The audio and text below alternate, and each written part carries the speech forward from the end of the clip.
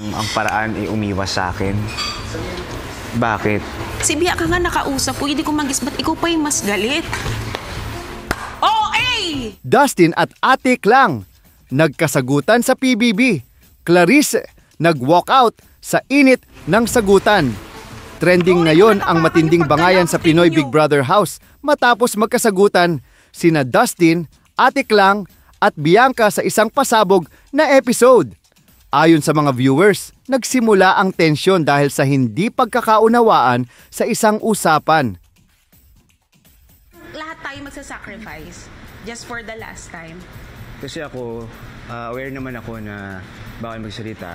So ako umiwas talaga ako sa comfort people ko, which is yung mga boys. Na nauwi sa isa-isang pagbibigay ng opinyon at matinding diskusyon sa pagitan ng housemates. Umani ng atensyon ang pagharap ni Dustin kay Ate Klang para linawin ang issue. Ngunit tila hindi ito nagustuhan ni Clarissa. Gusto ko lang yung mag-sacrifice tayo. Pero kung yun naman yung comfort mo si Bianca, go. Wala namang problema. Okay lang yun.